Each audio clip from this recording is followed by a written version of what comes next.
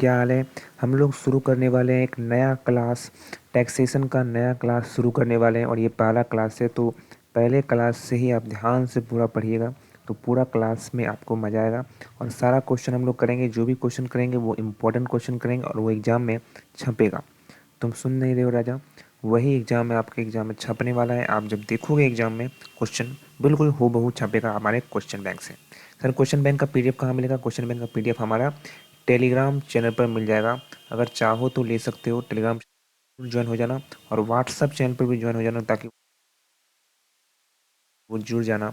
Sir आप लोग जो पढ़ाई कर रहे हो वो पढ़ाई, वही पढ़ाई हम लोग करा रहे हैं आपको।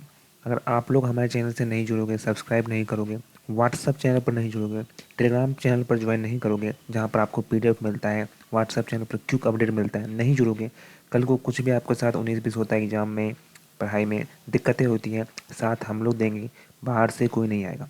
दूसरी बात, अगर आप लोग सब्सक्राइब नहीं करोगे राजा, तो बाहर से तो कोई सब्सक्राइब करने आएगा नहीं। ऐसे में क्या होगा, चैनल क्या हो जाएगा, बंद हो जाएगा और फिर समय रुक गया। तो प्लीज़ सब्सक्राइब कर दीजिएगा। तो चलते हैं, शुरू करते हैं। पहला क्वेश्चन है, 2-3 क्वेश्चन है, आप 2 क्वेश्चन आज हम लोग देखने वाले हैं। पहला क्वेश्चन है, describe the brief history of income tax in India. Bharat में आयकर के संक्षिप्त इतिहास का वर्णन आपको करना है। आंसर इसी तरीके से लिखना है, एग्जाम में 20 मार्क्स का होता है एक क्वेश्चन, ध्यान से पढ़िए। भारत में आयकर का संक्षिप्त इतिहास। भारत में आयकर की शुरुआत ब्रिटिश शासन के दौरान हुई थी। कब हुई थी? ब्रिटिश शासन के दौरान हुई थी। इसका मुख्य उद्देश्य क्या था कि सरकारी राजस्व को बढ़ा देना। मुख्य जो उद्देश्य था वो क्या था? बोलो बोलो। सरकारी राजस्व को बढ़ा देना। और नीचे आयकर के इतिहास की प्रमुख घटना यहाँ पर दी है। सबसे पहला है प्रारंभिक घटना।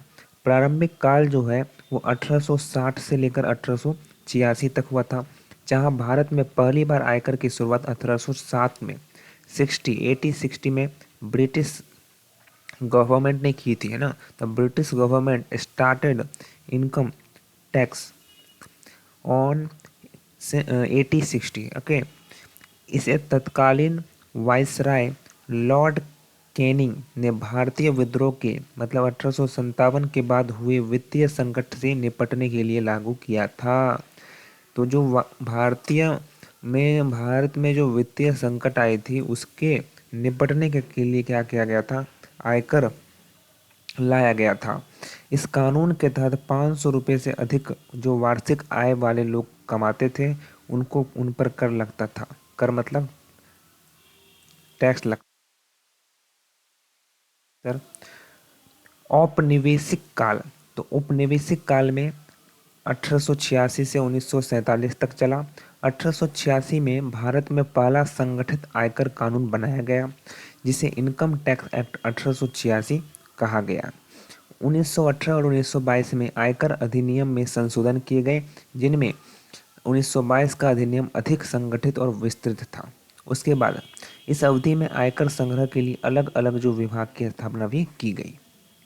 तीसरा, जो स्वतंत्रता के बाद जो भारत स्वतंत्र हो गया 1947 के बाद, वर्तमान में मतलब 1947 से वर्तमान तक में 1961 में वर्तमान आयकर अधिनियम 1961 लागू किया गया, जो आज भी संशोधन के साथ प्रभावी है।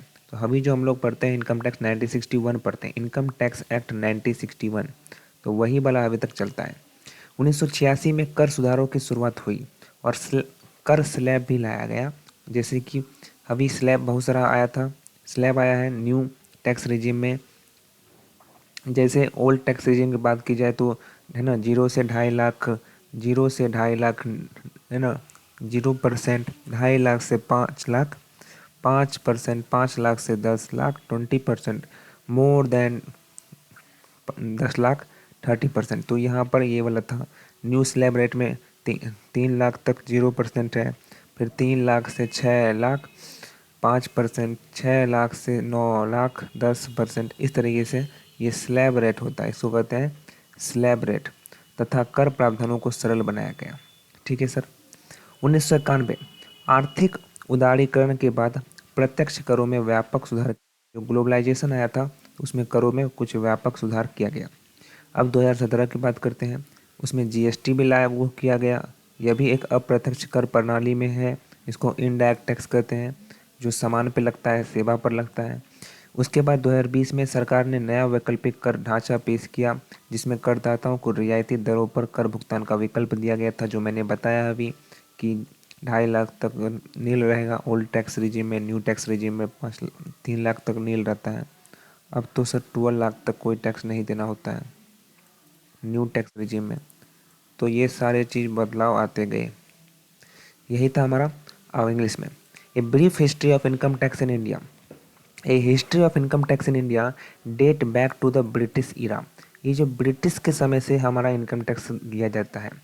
It will primary introduce to generate government revenue. ये क्या करता है, जो गवर्नमेंट होता है उसके रेवेन्यू को बढ़ाने का काम करता है। और यहाँ पर कुछ नीचे की माइलस्टोन दिए हुए हैं। पहला है कि भाई 1860 से लेकर 1886। 1860 से लेकर 1886 में क्या हुआ, 1860 में ब्रिटिश गवर्नमेंट के द्वारा इनकम टैक्स सबसे पहले लागू किया गया। उसके बाद क्या हुआ राजा, लॉर्ड कैनिंग ने जो 1857 में हुआ जो रिवॉल्ट था उसके उसमें बहुत सारा क्षति हुआ, तो उसकी भरपाई करने के लिए इनकम टैक्स लागू किया गया इंडिया में। सर उसके बाद बोल रहा है कि भाई उस समय के समय में 500 से ज़्यादा आय कमाने वाले, सालाना 500 से ज़्यादा आय कमाने वाले व्यक्ति को इनकम टैक्स लगता था, ये बोल रहा है। उसके बाद बात करते हैं कॉलोनियल पीरियड। कॉलोनियल पीरियड 1886 से लेकर 1947 तक है। 1886 मतलब क्या बोलता है कि जो first structure income tax act है वो इनकम टैक्स एक्ट 1886 था। अब पढ़ते हैं 1961। अभी जो हम लोग पढ़ते हैं कौन सा एक्ट पढ़ते हैं, 1961 इनकम टैक्स एक्ट 1961। उस समय 1886 में आया था इनकम टैक्स एक्ट 1886। उसके बाद इनकम टैक्स एक्ट 1922 आया। उसके बाद 1922 वाला इनकम टैक्स एक्ट आया। उसके बाद ड्यूरिंग दिस पीरियड एक सेपरेट इनकम टैक्स डिपार्टमेंट बनाया गया। आयकर का भुगतान, लेन देन का सारा काम धाम वही करते थे। अब बात करते हैं स्वतंत्र होने के बाद 1947 से प्रेजेंट टाइम तक क्या क्या बदलाव हुआ। सबसे पहले 1961 में नया इनकम टैक्स लाया गया, जिसको इनकम टैक्स एक्ट 1961 कहते हैं, और करंट में यही हम लोग पढ़ रहे हैं, और उसमें कुछ समय समय पर अमेंडमेंट आता रहता है। 1986 में गवर्नमेंट इनिशिएट करता है tax reform to simplify tax structure and rationalise tax slab. और जो टैक्स स्लैब है, जैसे हमने बताया था शुरू में हिंदी वाले जब पढ़ा रहे थे कि एक स्लैब लाया गया था कि इतना से इतना 5%, इतना से इतना 10%, इतना से इतना 15%, वो टैक्स स्लैब लाया गया। 1991 में जब ग्लोबलाइजेशन आया, लिबरलाइजेशन आया, उसमें कुछ भी बदलाव किया, रिफॉर्म किया गया टैक्स में, डायरेक्ट टैक्स में। डायरेक्ट टैक्स मतलब क्या हुआ कि इनकम टैक्स, जो कि इनकम डायरेक्ट लेते हैं हम लोग, जो डायरेक्ट टैक्स लिया जाता है, डायरेक्ट जनता से लिया जाता है, उसको डायरेक्ट टैक्स कहते हैं। और जीएसटी बाद में 2017 में लाया गया। जीएसटी इनडायरेक्ट टैक्स है, हम लोग डायरेक्ट गवर्नमेंट को पैसा नहीं देते हैं, हम लोग कोई वस्तु खरीदते हैं उस पर टैक्स लगता है, और फिर वो व्यक्ति उधर जाकर गवर्नमेंट को देता है हमारा टैक्स, तो वो उसको इनडायरेक्ट टैक्स कहते हैं। और जीएसटी 2017 में आया था, ठीक है। तो ये तो इनकम पर टैक्स नहीं लगता है, ये तो कोई भी व्यक्ति, गरीब हो अमीर हो, कोई भी व्यक्ति हो, कुछ भी आप खरीदो, 10 रुपये का चीज़ खरीदो चाहे 2 रुपये की चीज़ खरीदो, उस पर टैक्स लगता है, तो वो चीज़ जीएसटी है, ये इनडायरेक्ट टैक्स के नाम पे जानते हैं। फिर 2020 में कुछ ऑप्शनल टैक्स रिजीम आया, जहाँ पर कुछ कर को छूट दिया जाता है कि भाई इतना तक आप टैक्स नहीं दे पाओगे। और अभी तो 12 लाख तक टैक्स नहीं देना पड़ता है, पहले 7 लाख तक टैक्स नहीं देना पड़ता था न्यू टैक्स रिजीम में, अब 12 लाख तक टैक्स नहीं देना पड़ेगा। अगला क्वेश्चन है what do you mean bye. अब सर ये जितना भी पढ़ाए हम आपको चिंदी चोरी वाला नहीं पढ़ाए हैं, यही क्वेश्चन आता है एग्जाम में, पिछले बार पूछा था, हर बार यही क्वेश्चन एग्जाम में देखने को मिलता है, इसलिए ये वाला हम आपको बताएं। दूसरा क्वेश्चन वेरी वेरी इंपॉर्टेंट है, वायरल क्वेश्चन है, what do you mean by income tax, what are its characteristic and objective.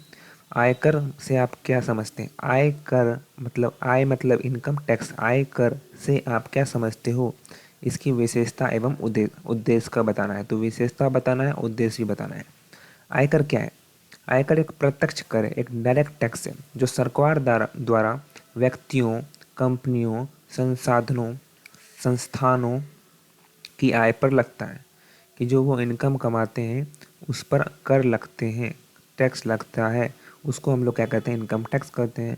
और ये कर सरकार द्वारा एक अधिनियम बनाया गया है, क्या कहते हैं आयकर अधिनियम 1961।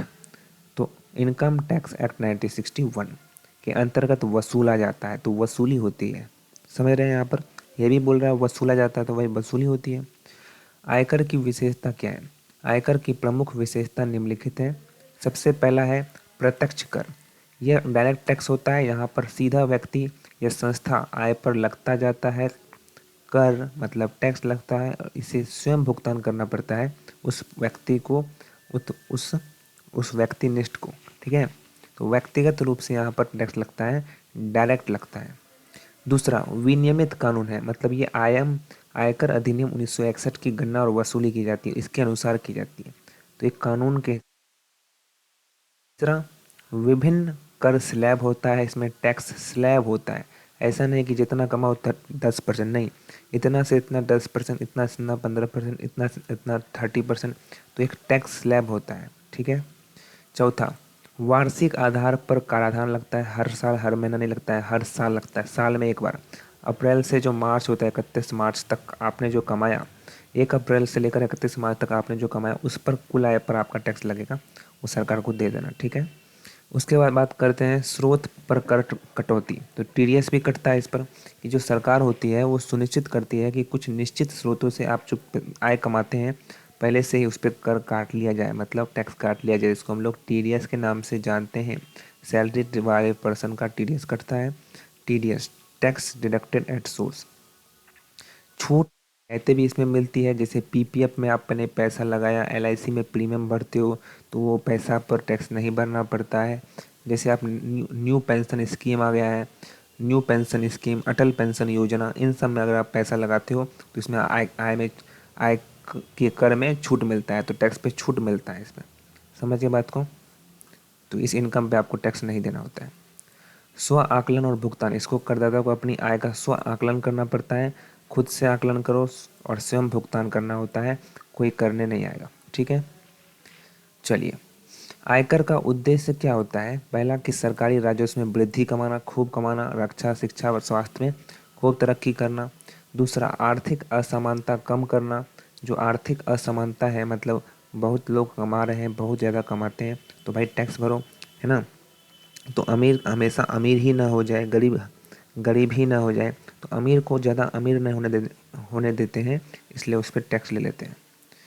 उसके बाद है विकासशील योजनाओं का वित्त पोषण करना, विकास करना, रोजगार देना, गरीबी उन्मूलन करना। तो सरकार के पास आएगी कहाँ से पैसा? हम और आप देंगे तभी तो होगे, तो हम लोग देते हैं, इसीलिए उससे विकास होता है। ठीक है, तो विकास का योजना वहाँ पर बनता है, रोजगार आता है, बचत भी होता है और निवेश का प्रोत्साहन भी होता है। कर छूट योजनाओं के कारण लोग लालच में एटीसी और एटीडी में जितने भी आपको डिडक्शन मिलता है, एटीसी में पीपीएफ मिलता है, और आपका जो न्यू पेंशन स्कीम है उसमें मिलता है, मेडिकल हेल्थ इंश्योरेंस में मिलता है, इसमें आप जान के डालोगे पैसा, निवेश करोगे पैसा, ताकि सर इससे क्या होगा, इससे जो बचत होगा, निवेश होगा और आपको टैक्स कम देना पड़ेगा। इसी कारण क्या किया सरकार ने, टैक्स लेने का काम कर रहे हैं। तो टैक्स लेने का काम क्यों कर रहे हैं? ताकि आप लोग बचत करो, निवेश करो। काले धन पर नियंत्रण भी होगा, है ना। उचित कराधान प्रणाली से आय की पारदर्शिता सुनिश्चित की होगी और चोरी को रोका भी जा सकता है। मुद्रास्फीति को नियमित कर सके कि कर प्रणाली के माध्यम से अर्थव्यवस्था में धन जो है वो प्रवाह को संतुलित करना होता है। चलिए इंग्लिश में देखते हैं, what is income tax. Income tax क्या होता है कि भाई जो इनकम टैक्स एक डायरेक्ट टैक्स होता है, इम्पोज बाय द गवर्नमेंट के द्वारा इम्पोज किया जाता है on the income earn individual, जो भी इनकम कमाया गया है इंडिविजुअल के द्वारा, बिजनेसेस के द्वारा, ऑर्गेनाइजेशन के द्वारा। इंडिया में it is regulated under the income tax act 1961, जो और ये कलेक्ट किया गया है इनकम टैक्स डिपार्टमेंट के द्वारा कलेक्ट किया जाता है। कुछ फीचर्स हैं, आइए देखते हैं। पहला डायरेक्ट टैक्स, ये एक डायरेक्ट टैक्स है जहाँ पर डायरेक्ट इंडिविजुअल पर लगता है, डायरेक्ट बिजनेस पर लगता है। ये रेगुलेटेड बाय लॉ है, इनकम टैक्स एक्ट 1961, इसके लिए कानून बनाया गया है। डिफरेंट टैक्स स्लैब, इसमें अलग अलग टैक्स स्लैब होता है कि भाई 0 से 3 लाख 0% नील, 0 से 3 लाख नील, 3 लाख से 6 लाख 5%, 6 लाख से 9 लाख, बोलो बोलो 10%, 9 लाख से 12 लाख 15%, 12 लाख से 20%, और मोर देन 15 लाख 30%। तो ये टैक्स स्लैब होता है। ठीक है, अलग अलग टैक्स रिजिम भी कारण। उसके बाद बात करते हैं एनुअल टैक्सेशन। एनुअल टैक्सेशन मतलब जो इनकम टैक्स होता है वो साल में एक बार लिया जाता है, जो आपने 1 अप्रैल से लेकर 31 मार्च तक जो कमाया है उस पर टैक्स लगता है। रोज़ रोज़ हर महीना नहीं लगता है, साल में एक बार लगता है। उसके बाद मतलब साल में जितना आपने एक बार कमाया पूरे साल का एक बार में लगता है, ठीक है। Tax deducted at source, TDS कटता है, गवर्नमेंट इंश्योर करती है कि जो आपने पैसा कहीं कहीं आप खरीद लगा रहे हो तो पहले से आप क्या करो, जो आप आय कमा रहे हो उस पर पहले से टैक्स कट जाए, टीडीएस कट जाए। तो जैसे आप सट्टा वगैरह लगाते हो, गेमलिंग लगाते हो तो 30% पहले से टीडीएस काट लिया जाता है। सैलरीड पर्सन का टीडीएस काट लिया जाता है, जिसको टीडीएस का फुल फॉर्म होता है टैक्स डिडक्टेड एट सोर्स। छठा, exemption and deduction. Exemption and deduction क्या होता है, जैसे PPF, LIC, MPS, home loan, इन सब पे आपको क्या मिलता है, एग्जाम्पशन मिलता है, ठीक है। उसके बाद बात करते हैं, खुद से असेसमेंट करो, खुद से पेमेंट करो, कोई आपको करने नहीं आएगा, पेमेंट करने नहीं आता है, खुद से आप सेल्फ असेस करो और खुद से पे करो। इसका मेन उद्देश्य क्या होता है, ताकि गवर्नमेंट का रेवेन्यू बढ़ सके, इकोनॉमिकली इनिक्वलिटी कम हो सके, अमीर अमीर ना होते जाए, तो अमीर को कम करने के लिए क्या किया जाता है, टैक्स लिया जाता है। फाइनेंस डेवलपमेंट प्रोग्राम के लिए, पॉवर्टी गरीबी रिडक्शन करने के लिए, रोज़गार बढ़ाने के लिए टैक्स लिया जाता है। डेवलपमेंट करने के लिए टैक्स लिया जाता है, क्योंकि सरकार के पास पैसा आएगी कहाँ से, हम और आप टैक्स देंगे, उसी से तो होती है।